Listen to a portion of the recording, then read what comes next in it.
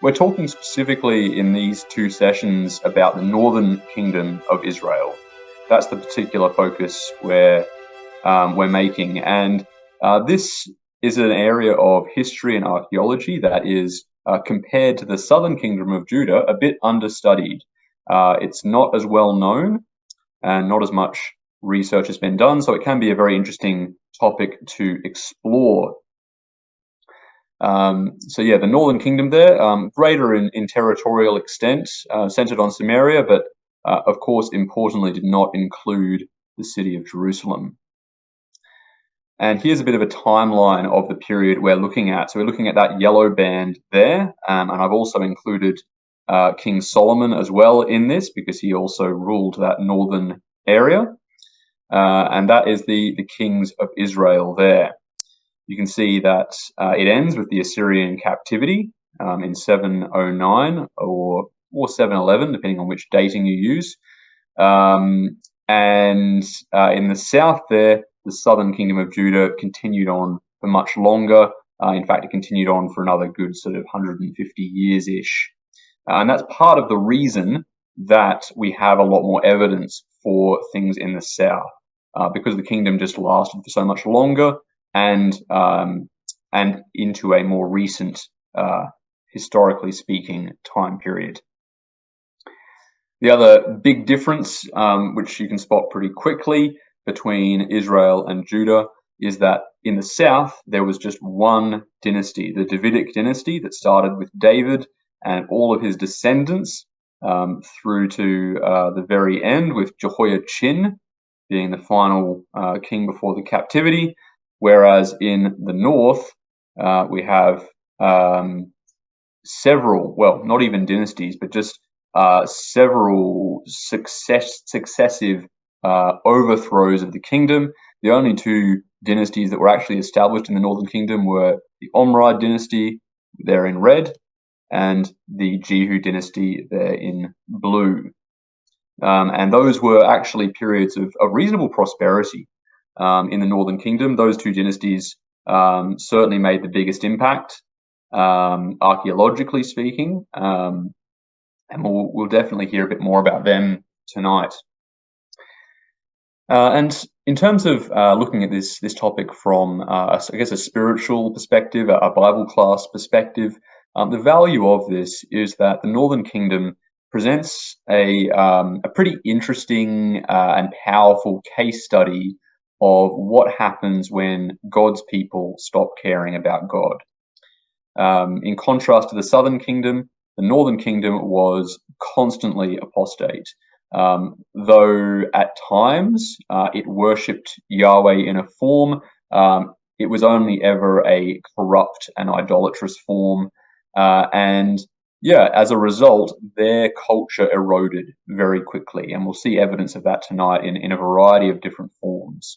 Whereas in the southern kingdom, there was at least some spiritual continuity there, and that actually led to a more stable rulership. So some spiritual lessons to be gained from that as well. So we'll get into it. Tonight we're going to have more of a cultural focus. So last time we looked at kind of the nuts and bolts of the kingdom. We looked at sort of its economic basis, the fact that it was very agricultural. We looked at some of the technologies and tools and occupations that existed. We looked at the social hierarchy of the kingdom. This time we're going to look at more cultural things. We're going to look at religion, and we're going to look at art, architecture, writing, and leisure. So we'll start off by talking about conflicting religions. And it certainly was the case that Israel was a place of great conflict in terms of religion. We know that they were coming from a backdrop of extremely strong monotheism. These, after all, were the Israelites that were brought out of Egypt and had been given the law of Moses, which commanded that they would have no other gods, no idols, and it was very unusual. This is a very strange religion in the context of the Near East, which was very polytheistic, very idolatrous, and lots of lots of what we call syncretism. We'll talk a little bit more about that concept tonight, but lots of trading and connecting between different pantheons of gods, equivalent gods in different pantheons and things like that.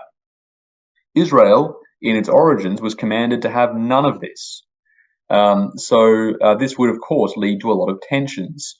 So let's have a look at some of what happened in that regard. Another thing I should mention about the approach we're doing tonight is we're going on a bit of you could call it a museum tour of different sources. That's where a lot of what I'm going to be presenting tonight comes from, is little snippets of information, whether that is from the biblical text, which is a valuable historical text, or archaeological artifacts or sites that reveal things about the kingdom, the things that remain.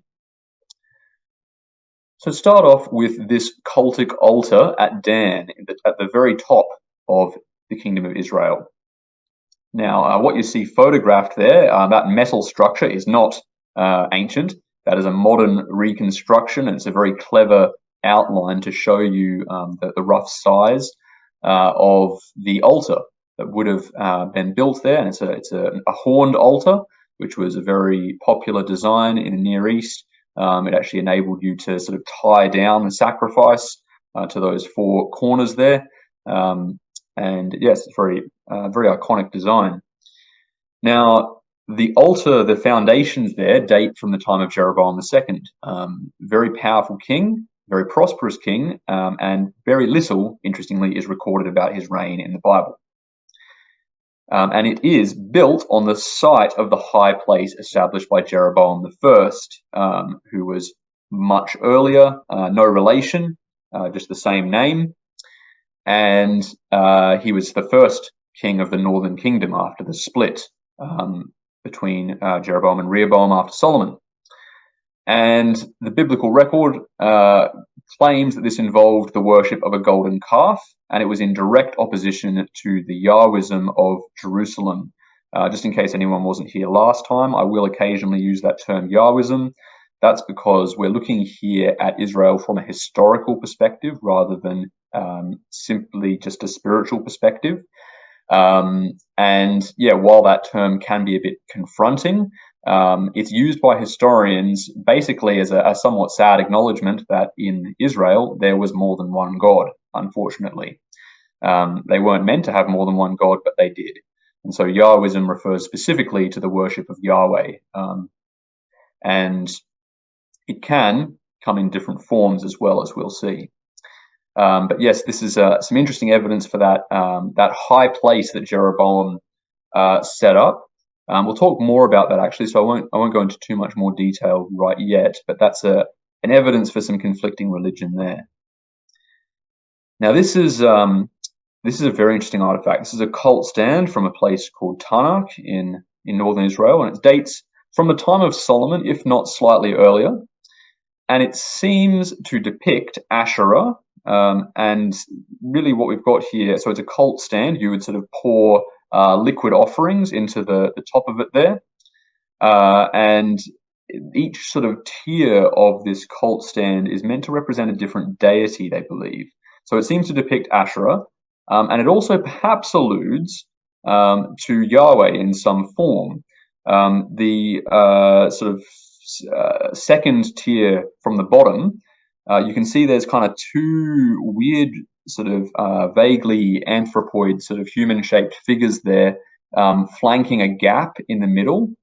There are theories that might be meant to represent Yahweh, which would be interesting, right? They've avoided physically representing this god because, according to the law, they weren't meant to do that. But of course, in the process of doing this, they're also worshipping Asherah. They're also creating images of other things. So, of course, this is corrupt. This is not permissible under the law of Moses. So perhaps what we have here is a polytheistic form of Yahwism, which is, pretty disturbing for us to see something like this. It's sort of, it's bad enough to think of people rejecting God and worshipping other deities.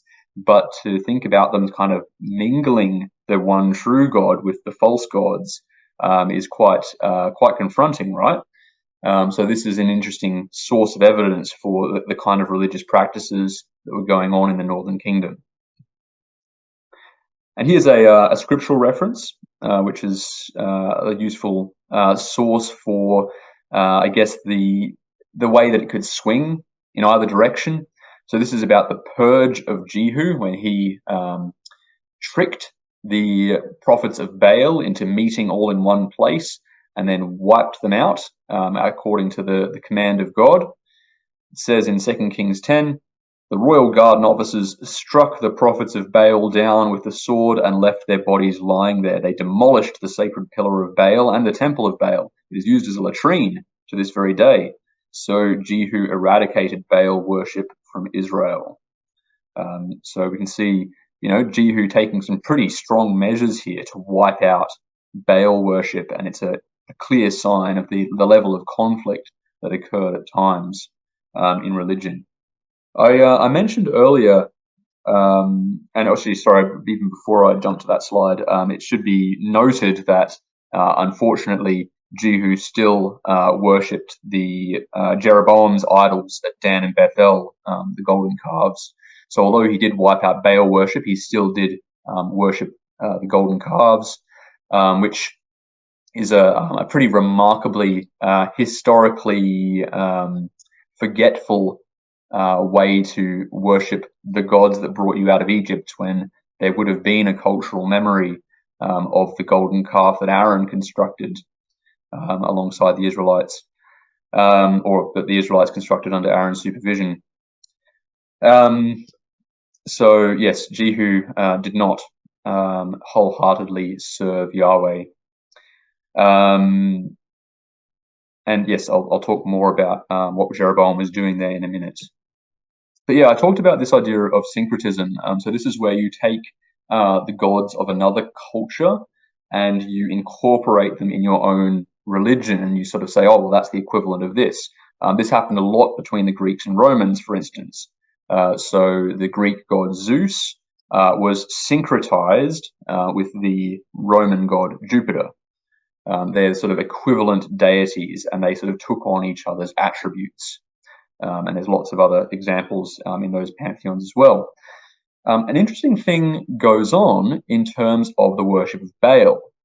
There's what you could call representational syncretism, in that the way that the gods were portrayed had a connection.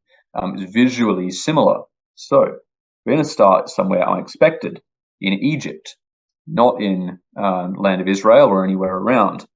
So this is what's called the Nama palette. This is a very ancient artifact, very important artifact for, I think, not even Old Kingdom Egypt. I think it's pre-dynastic Egypt. So we've got there a depiction of the pharaoh or the king smiting his enemies. Very popular Egyptian pose there, holding the battle mace above his head, about to club one of his enemies to death. That's a pretty typical Egyptian design. Now get this. Here is a statue of Baal. Looks kind of similar, doesn't it? He's even wearing what appears to be I believe it's the crown of the Lower Nile. I always get the crowns mixed up with Egypt, but one of the two. And it's eerily similar, isn't it? Even, over 1,500 years later, it's exactly the same pose and very similar headgear going on there.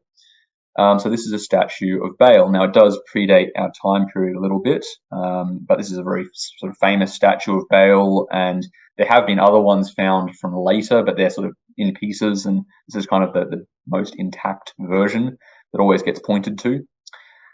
And Baal is a god of thunder, by the way. He's a weather god. So in his upraised hand there, it's likely that he was holding some kind of thunderbolt. That's what it's believed to have been. This then passes on through culture around the Mediterranean into this kind of statue from Greece. So we've got a Greek hunter statue here in a very similar pose, and the same sort of thing goes on slightly later with this statue of Zeus, of Artemision. And of course, this has an interesting connection to Baal because Zeus is also a god of thunder, and he would very much have been holding a thunderbolt in that upraised hand there. So you can see how all of these Mediterranean cultures had connections in terms of their iconography, in terms of their deities, and Israel would have fallen into this as well. When Israel was called by God to be a separate and a peculiar people, that was a big deal in terms of culture in the Mediterranean, because so much was passed around, so much was shared. For them to stand out and not only not create this kind of God, but not to have any idols at all, was a pretty extreme thing. And sadly, for the Northern Kingdom, it was too much, and they fell into this kind of thing. We'll talk about a different aspect of religion now. We'll talk about the role of prophets. So for starters, prophets had an important position in society. We've got a description here from 2 Kings 9. It says that the prophet poured the olive oil on Jehu's head and said to him, "This is what Yahweh, God of Israel, has said. I have designated you as king over Yahweh's people, Israel." So we can see here that a prophet has, pretty significant power if he's able to make this kind of proclamation, just in a historical sense, without even considering the spiritual dimension of the fact that, God has literally appointed Jehu as king here. So yeah, prophets, and it's this sort of funny thing about prophets. It's that whole thing of proximity to power, right? It's dangerous. They had the ability to make huge decisions, but they could also very quickly be turned upon by royalty. And we see this at various times and in various kingdoms throughout Scripture, that being a prophet was a big responsibility and could be quite dangerous if the king chose to turn on you. Elijah is a good example of how the prophet had a responsibility to hold people accountable to their spiritual commitments and decisions. Prophets had to make public declarations about religious matters. So Elijah went before the people and said, "How long will you waver between two opinions? If Yahweh is God, follow him, but if Baal is God, follow him." So he's calling out that same conflicting religious aspect that we were looking at in the previous slide there. The fact that these people needed to choose a side. I've got an interesting description from the same chapter, actually just a couple of verses earlier, about the structure of religion in Israel. So Elijah's talking to Ahab here, and Ahab refers to Elijah as the troubler of Israel. You're causing all this trouble. But Elijah replies to him and says, "I've not brought disaster on Israel. You and your father's dynasty have, by abandoning Yahweh's commandments and following the Baals. Assemble all Israel before me at Mount Carmel, as well as the 450 prophets of Baal and the 400 prophets of Asherah, whom Jezebel supports." So we can see that these religions there's a couple of things going on here. Number one, they're pretty popular to have that many prophets, like that many, organized religious personnel involved. They are organized, and they're divided as well. There's a bit of nuance to it, so it's not just you're a prophet of all the gods. There were specific prophets for Baal, and there were specific prophets for Asherah, and Jezebel was instrumental in providing support for them as well. So there was there was royal, what should we say? There was royal support and condoning of these practices. Miller and Hayes, I alluded to them last time. They're sort of modern historians writing about ancient Israel. Have an interesting comment to make about the role of prophets like Elijah. They say that political activism on the part of the Yahwistic prophets must be mentioned among the contributing factors to instability in the north, which of course makes sense, right? That prophet in the top left source there, who anointed Jehu, has anointed him to have the job of overthrowing the Omride dynasty, of wiping out, I think, is it Jehoram, last of the line of Ahab. and just wiping out that dynasty entirely. So that is contributing to instability. There's not just one dynasty as a result of this kind of thing. The prophets of Yahweh had, of course, loyalty to Jerusalem and to the temple in Jerusalem. And they were constantly bringing up the fact, the awkward and, much preferred to be ignored fact that Israel did not have that connection back to the holy city and to the city of David and to the temple of Solomon. They were constantly bringing this up, and it created instability. It undermined the legitimacy of these northern kings because they didn't have that cultural backing the southern kings did. So prophets were pretty significant in that way. Let's have a look at a slightly more extended example. And I'm aware that last time I just kind of spoke to my slides and lectured you the whole time. Let's make this a little bit more interactive. So if you could open up your Bibles to 2 Kings chapter 4. And I'll get Dad to read 2 Kings 4 verses 8 to 13. 2 Kings chapter 4, beginning at verse 8. And it fell on a day that Elisha passed to Shunem, where there was a great woman, and she constrained him to eat bread. And so it was that as oft as he passed by, he turned in thither to eat bread. And she said unto her husband, Behold now, I perceive that this is an holy man of God, which passeth by us continually. Let us make a little chamber, I pray thee, on the wall. Let us set for him there a bed and a table and a stool and a candlestick, and it shall be, when he cometh to us, that he shall turn in thither. And it fell on a day that he came thither, and he turned into the chamber and lay there. And he said to Gehazi his servant, Call this Shunammite. And when he had called her, she stood before him. And he said unto him, Say now unto her, Behold, thou hast been careful for us with all this care.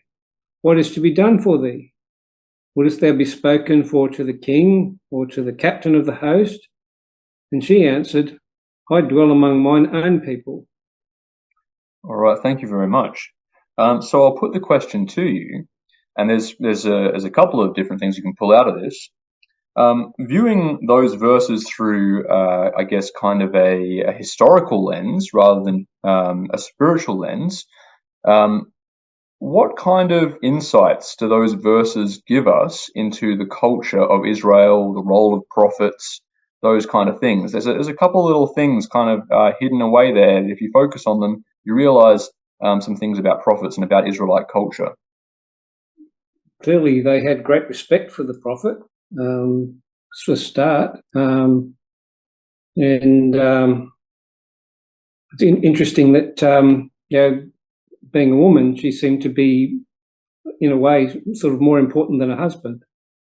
Yeah, so definitely they had great respect for this man of God, so they wanted to help the prophet. So that the prophets were not without support in the northern kingdom. And yes, she has a surprising level of agency here, this woman. We spoke about this last time when we were talking about the role of women in Israelite society, that because the biblical record and archaeological artifacts tend to focus on the big scale stuff, we don't hear so much about women because they didn't play those leading roles in politics and in culture. And in the military, unless it was sort of royal women like Jezebel or Bathsheba. But then the biblical record kind of zooms in on these people that Elijah and Elisha interacted with, and we get an insight here into this woman who has quite a bit of agency. It says that she was a wealthy woman, and wealth does tend to increase your agency in the ancient world, but she had the ability to make these kind of decisions and to encourage her husband to facilitate this kind of thing. Good. Is there anything else we can spot in those verses about culture or about prophets? Sorry, Matt, just to add to what your dad said before, especially in 2 Kings 8, when she goes away, they go into the land of Philistines for 7 years and comes back. It says that she asked the king for her house and her land. Like, you know what I mean? It's that again emphasizes, that she as a woman was either respected or able to do those sorts of things and appeal to the king. Yeah, that's really interesting. Actually, I hadn't noticed that one, so I'll make a note of that for next time I teach the course. So 2 Kings 8 verse 3. Yeah, thanks for that. Terrific. There's one more thing I can note there. Notice Elisha's question to her at the end. What is to be done for you? Would you have a word spoken on your behalf to the king or to the commander of the army? What does that imply about prophets? It means they had a bit of influence to the king. Yeah, so they had access to these people, and this is the kind of leverage that they might be able to apply on behalf of someone who wanted them to. This is when you read passages like this. Of course, there's powerful spiritual lessons to be learned about generosity, about the way that we can support people in their spiritual work and ministry. But there's also little sort of cultural insights in there as well, because this is a historical text, the Bible. This is full of ancient insights. So that's an interesting way to look at it. One last aspect of religion I want to talk about is the role of priests and the Jerusalem temple in opposition to the northern kingdom. This was sort of an interesting concession made in the ancient history syllabus to the southern kingdom, was that they did at least let us look at the way that the southern kingdom opposed the northern kingdom. So here's a bit of a longer source, but a pretty telling one. The incident of Jehoiada, who was high priest, and his opposition to Athaliah. Now, I'll sort of read this box in reverse, but Athaliah was the daughter of Ahab, the king of Israel, and she'd become queen of Judah by marrying into the Davidic dynasty. So this is an interesting instance in which a northern princess and then queen has had a big influence on the politics of the southern kingdom. We know that she arranged to have the entire royal family executed. She was pretty psychopathic, as the biblical record presents her. And Jehoiada, the high priest in Jerusalem, played an instrumental role in opposing her when the right time came. So Jehoiada, the high priest, brought out the captains who were set over the army, saying to them, "Bring Athaliah out between the ranks, and anyone who follows her is to be put to death. Do not put her to death in the house of Yahweh." So they laid hands on her, and they went into the entrance of the horse gate of the king's house, and they put her to death there. So this is an interesting passage because, like prophets, it seems like the high priest also has quite a lot of political leverage. He's able to organize the army. He's able to bring out the captains, set them out in ranks, and he's able to give instructions to have the queen executed. He's actually, I guess in historical terms, leading what would be called a military coup here. And we know that this was in order to put the true descendant of David on the throne. My mind's gone blank. Someone remind me. Who was the little king that he was supporting here? Joash. Yeah. Joash. Thanks for that. Terrific. So yes, Jehoiada here supporting Joash, descendant of David, to carry on the Davidic dynasty. So pretty significant action here on behalf of the priests in Jerusalem temple. A little earlier in the record, this is in the early days of the separation between the kingdoms, when there was a lot of border conflict. There's a very interesting moment when Abijah, king of Judah, confronts the army of Jeroboam I, king of Israel, on the battlefield. This is what he calls out across the battlefield. He says, "Behold, God is with us at our head, and his priests with their battle trumpets to sound the call to battle against you. O sons of Israel, do not fight against Yahweh, the God of your fathers, for you cannot succeed. So this is, pretty big words, and it's a clear demonstration of the fact that the kings of Judah saw themselves as legitimate for the fact that they had the priests of God, the priests of Yahweh. They had their battle trumpets there, and they were supported by the true God. This would have, really got under the skin of the northern kingdom. And this is made clear from another reference, which I'll put up now.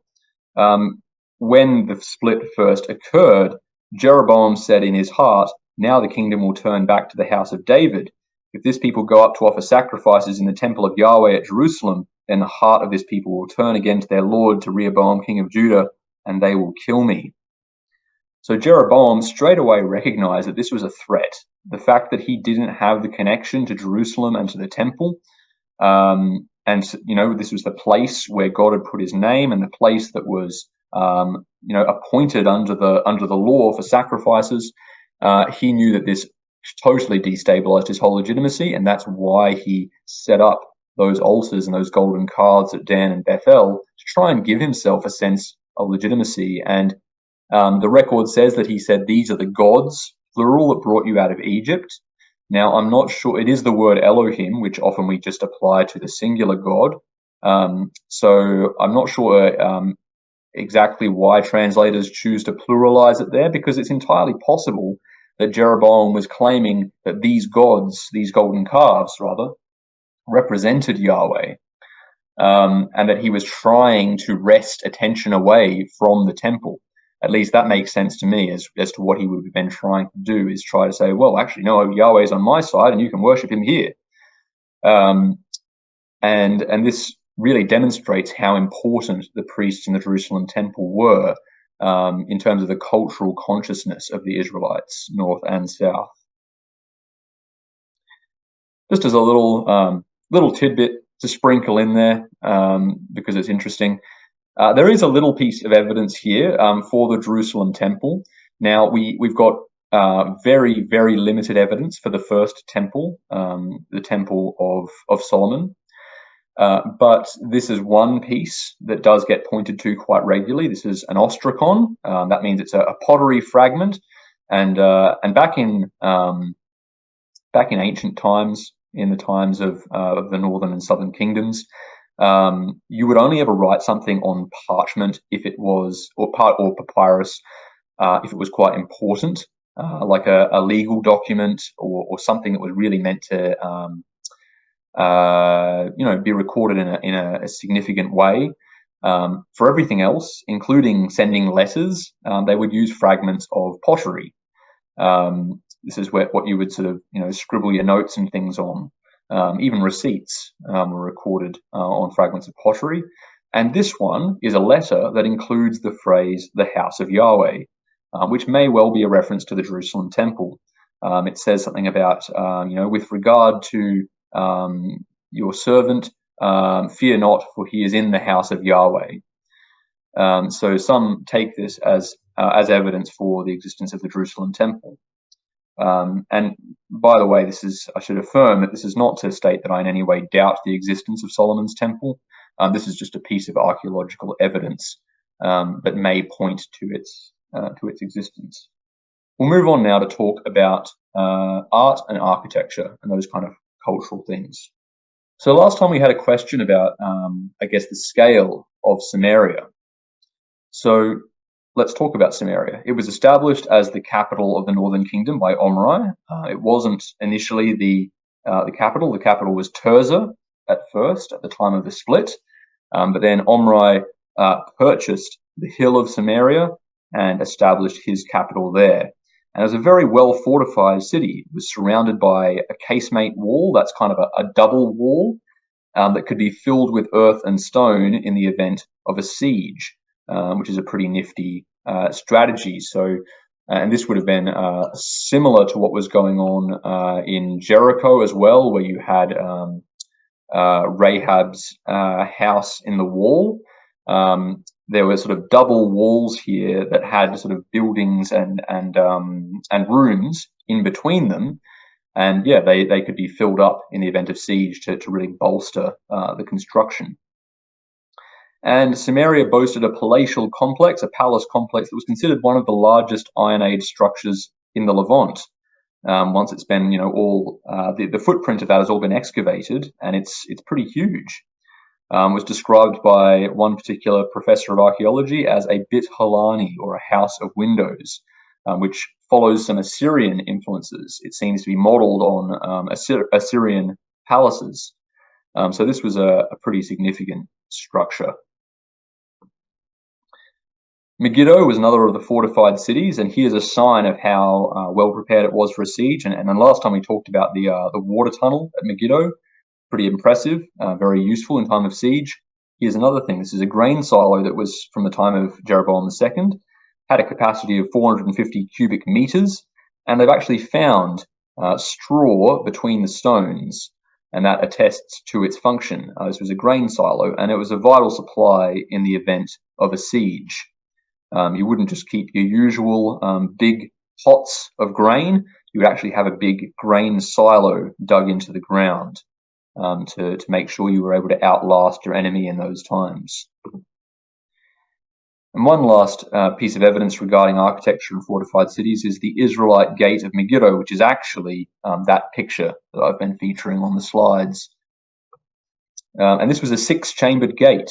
I should have put some kind of diagram into my slides of this, but it's kind of almost like a series of teeth, a corridor with 6 little chambers off to the side. And this was a common defensive feature of Israelite fortified cities of the period. Often it was combined with a right-angled entryway, so that basically if an army was approaching and trying to breach the city walls, and in these times, it wasn't really common to have, as you sort of see in the movies, big wooden doors on hinges that were sort of braced, and people would try to knock those down. Instead, you would just have a long approach up to the city, but then turned a right angle and passed through these 6 chambers, which basically made an approaching enemy very vulnerable. They would have to, of course, maneuver around that 90-degree turn, which was an awkward thing to have to do in a charge. And then passing through the 6 gates, they would be vulnerable to missile fire from either side and from overhead. So it was a good fortification design. And it also accommodated political and legal functions. We read about people like Lot and people like Mordecai sitting in the gate.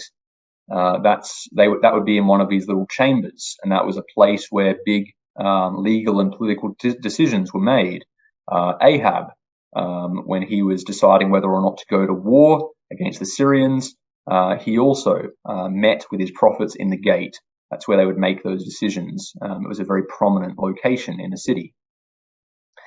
And there is some scholarly debate over whether this gate should be attributed to Solomon or later kings of the Omride or even Jehu dynasties. It's hard to tell exactly how much can be attributed to Solomon that still remains, or whether it's just buried deeper underneath all of this stuff in the tell. We know that ancient peoples tended to layer things on top and to reuse materials. But yes, there's not exactly sure when this gate was constructed in Megiddo, but it was an Israelite gate. Here's another fortified city. This is the one at Jezreel. And as we were talking about last time, kind of the design of these fortified cities was that it would be up on a high vantage point where you could easily see the whole surrounding area, including any approaching armies. And then the Israelites also had chariot garrisons up on top of these fortified cities, and they could charge them down the hill into those plains and rout approaching enemy armies. So yeah, there's a nice picture of Jezreel, and it's quite a nice place, isn't it? The Northern Kingdom has lots of these sort of lovely green pastures. You don't tend to think of Israel in that way, but in the north, it's actually quite fertile. Let's talk about art. Now, when it comes to Israelite art, you've got to keep in mind that there was a lot of destruction of iconography throughout history.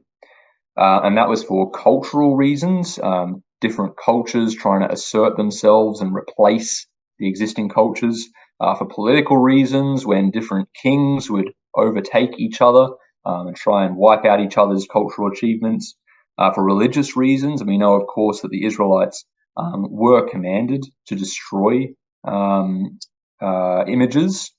And although that wasn't, necessarily very consistently kept in the Northern Kingdom, there would have been time periods of reform and destruction, like with Jehu and the destruction of Baal. So there are various reasons why not a lot of art has been preserved in the Northern Kingdom. And then, as we mentioned last time, just all the many, many layers of settlement from all the succeeding occupying empires. But here's a couple of examples. So this is one of what is called the Sumerian ivories. And in fact, it was over 12,000 pieces of Sumerian ivory excavated. Not all of them as nice and intact as this. This is a prime example, one of the best. Lots of other just little bits and fragments and things.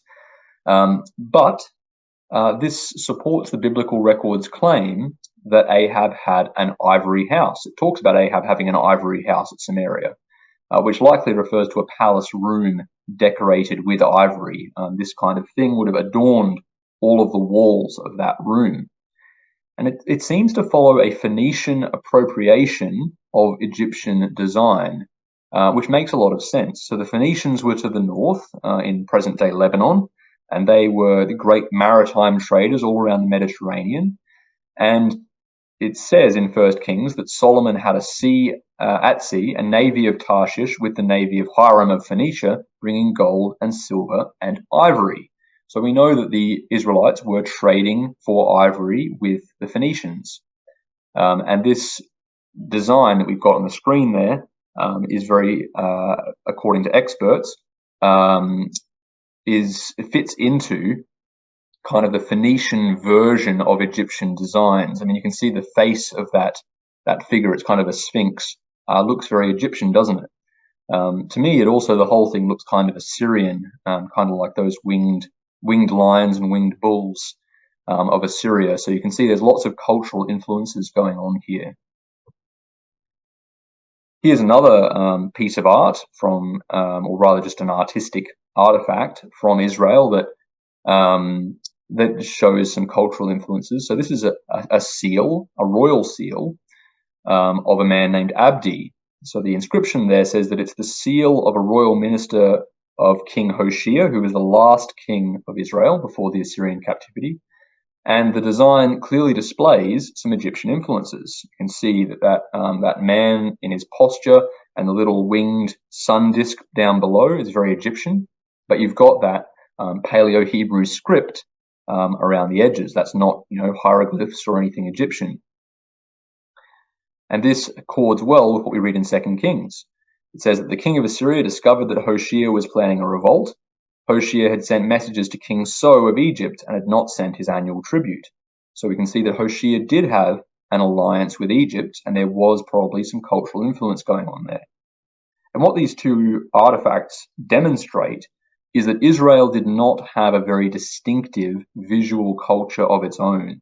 It appropriated elements of visual culture from the surrounding nations, which makes sense, right? They weren't meant to have their own visual culture. What's going on here is that they are being influenced by the idolatry and by the culture of the surrounding nations. Here's another example of a royal seal. And by the way, these are all just, simply great evidence for the fact that the kingdom of northern Israel is a legitimate historical thing.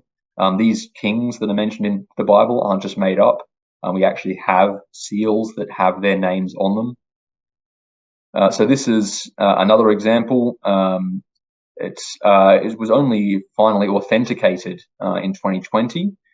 And it's actually, interestingly enough, this is what's called a bulla, which is the seal impression. It's not the seal itself. There was a seal found in the early 20th century that had exactly the same design as this, but it was lost, which is like pretty shocking, right? And this sort of stuff sadly happens a lot in, late 19th, early 20th century history, with all of the handover and all of the war and all of the politics of the Middle East. Things like a seal of Jeroboam were actually found and then lost around 1910 in this instance, which is pretty sad. Hopefully one day it shows up. But yes, this article from 2020 says the remarkable lost seal and the newly authenticated seal impression are adorned by a roaring lion that stands with its tail raised, over which there's a Paleo-Hebrew inscription which says belonging to Shema, the servant or minister of Jeroboam. So this is referring to Jeroboam II. So we've got, again, a small sort of artwork, I guess, here of a lion, and we know that the lion is a powerful symbol of Israel. We would normally associate it with Judah, but here it is being used in the north. The final category I want to talk to you about tonight is writing and leisure. What evidence do we have for these things? Well, we have to keep in mind that the biblical record comes from Judah, essentially. A lot of it would have come out of the prophets and the priests and the kings of Judah, centered on Jerusalem. So the biblical record itself doesn't necessarily illuminate much about the Northern Kingdom's writing and literature. This is what I kind of had to restrict myself to with the HSE course. But let's have a look at what we can glean. So we've got the descriptions of the Northern Kingdoms from the southern perspective. For instance, 2 Kings 13 verse 2 says that Jehoahaz did what was evil in the sight of Yahweh and followed the sins of Jeroboam the son of Nebat, which made Israel to sin. He did not depart from them. Now, this is a very formulaic assessment of this reign. We read about this many times in the records of the kings, followed all the ways of his father Jeroboam that made Israel to sin. That comes up again and again and again. It's a formula. It's a specific way of writing to describe a specific scenario that would be familiar to the readers. And it's typical of the Yahwist perspective of the biblical record. It's not just there to record history, it's also there to give a spiritual judgment from the perspective of Yahweh of how the kings reigned. So we've got an interesting example there. The Bible is full of these kind of formulas. There's lots of formulaic expressions, and that's one example. Proverbs was from the time of Solomon, so these kind of sayings would have circulated in the Northern Kingdom as well. And this particular example has an agricultural focus. It makes sense that a kingdom that was based on agriculture would have sayings based in agriculture. So Proverbs 14 verse 4 says, where there are no oxen, the feeding trough is clean, but an abundant harvest is produced by strong oxen. It's a bit of a weird proverb, right? It's a bit obscure to us. What does that mean? It's not very relatable. But essentially what it means, when you take the culture into perspective, is that you sort of have to spend money to make money, as it were. A farmer has to have strong oxen to plow the fields, and to get strong oxen, you have to feed them. So you have to sacrifice a little bit of your agricultural output to strengthen your oxen so that you can plow better and get a better yield in the long run, is kind of what this proverb is saying. And historians would consider this to be an example of ancient wisdom literature. There's a whole sort of genre of this sort of thing in the Near East. And as I said, it reflects those agricultural concerns and priorities of ancient Israel. In terms of actual writing that did actually happen in the Northern Kingdom, one prominent example is what's called the Samaria ostraca. So again, these are pottery sherds. This is what you did your daily writing on, not your important legal writing or your literary writing, but your day-to-day business was done on these fragments of pottery. And these were used to record receipts of deliveries of wine and oil to the king. We don't actually know which king. It's suspected it was either Ahab or Jeroboam II, but these record those deliveries of agricultural produce to the king.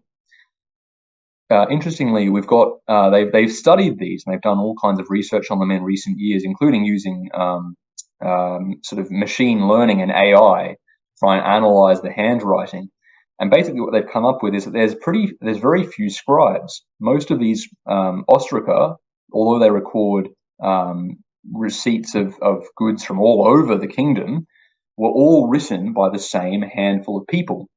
What this tends to suggest was that there was what's called a centralized palace bureaucracy. There was a small group of highly trained people who could write these things down. And this tends to suggest that, this was a well-organized system. Samaria was the center of the kingdom, and that literacy was still a relatively rare thing in Israel. You still had to have highly trained scribes to be able to record these kinds of things. And in terms of leisure, we have an interesting little example here from Hatzor in northern Israel. This is a game board. This dates from the period of the Northern Kingdom. This is one of the games that they would have played in Bible times in the land of Israel. And we're not exactly sure which game this is. It resembles a couple of games. It's similar to Senet from Egypt and Tau from Mesopotamia. They're both sort of race games. The royal game of is another example that gets spoken about a lot. There's some really entertaining videos of people playing that online. And basically, these are the ancient ancestors of backgammon, kind of a race game where you're trying to get all your counters off the board before the other person. So that's a little interesting insight into kind of leisure activities in Israel. I'll also talk just briefly about the fact that the biblical record in terms of writing is written using specific ancient language devices. So we've got on the top left there a very formulaic assessment of Jehoahaz's reign. Other Hebrew formulas that come up are things called parallelisms. I haven't got an example of this, and it's probably a good thing I haven't because we're running out of time, but you see this all the way through the Psalms. Basically pick up any psalm in the book of Psalms, and you will find a verse where it basically says the same thing twice in two different ways. This is a very common Hebrew writing construction. It's even used, to just in individual words to emphasize things. So, for instance, in Genesis, where it says, dying you shall die, literally, that's just a Hebrew way of emphasizing something. It's like, you're gonna die. Some versions will say, you shall surely die. That is how ancient Hebrew is written. And yeah, that can happen in terms of whole phrases as well. I really should have given you an example, but you would not have to look hard at all to find one. I literally gave my students a challenge to see how many they could find in a space of time, and they came up with tons of them. Parallelisms are another interesting Hebrew writing construction. And one last one to finish with is the idea of chiasmus. So a chiasm is where you have words and phrases that mirror in terms of a written structure at the beginning and the end, and they sort of focus in on a central idea. There's loads of this going on in the whole Bible, particularly in Psalms and other sort of poetic kind of books. But all through Scripture we get this writing form, which clearly was very popular with ancient Hebrew. So here's an example in Psalm 51. You might actually just turn up Psalm 51, and I'll bring things up onto the screen as I'm reading it to bring out this particular pattern. So Psalm 51, and I'll read through there. So this is a Psalm of David. It says, "Have mercy on me, O God, according to your steadfast love, according to your abundant mercy, blot out my transgressions. Wash me thoroughly from my iniquity, and cleanse me from my sin. For I know my transgressions, and my sin is ever before me." Against you, you only have I sinned and done evil in your sight, so that you may be justified in your words and blameless in your judgment. Behold, I was brought forth in iniquity, and in sin did my mother conceive me. Behold, you delight in truth in the inward being, and you teach me wisdom in the secret heart. Purge me with hyssop, and I shall be clean. Wash me, and I shall be whiter than snow. Let me hear joy and gladness. Let the bones that you have broken rejoice. Hide your face from my sins, and blot out all my iniquities. So if you look on the screen there, you can see how the ideas in this part of the psalm are mirrored. We've got blot out as the A section there, and then moving inwards, we've got wash and clean, then sin, and this centers on the central idea D, so that you may be justified in your words and blameless in your judgment. And this makes sense, right? Because the purpose of a psalm, at least, especially for a recorded psalm, is to give praise to God. It's to glorify and uphold God's righteousness. And that's what this psalm does, is its central idea there at D. It's, of course, also praying for forgiveness and acknowledging sin. And it's a beautiful example of repentance. But that central idea of glorifying God is brought out by this chiasmus here. There's actually an interesting website you might like to look up called Chiasmus Exchange. I think it's run by the Rugby Ecclesia in the UK. And they've just literally dedicated the website to finding examples of chiasms in the Bible. And there's hundreds and hundreds of them. Some of them are a bit more spurious than others. But this one on the screen is a nice strong one. That shows how these sort of structures were used by the ancient Hebrews. So let's wrap up. So as we said last time, culturally speaking, Israel was kind of doomed from the start. Without the connection to Jerusalem and the temple, their own culture gradually eroded, and this can be seen in the many foreign influences that we saw tonight. From religion to art and architecture to leisure, they just basically wasted away. Jeroboam I knew and feared this. That's why he built those golden calves and altars at Dan and Bethel, was to try and hold on to some kind of legitimacy. But we know that ultimately it did not work.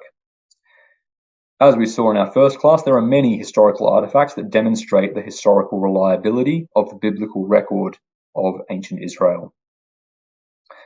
We talked about prophets tonight, and competing prophets played an active role in Israel.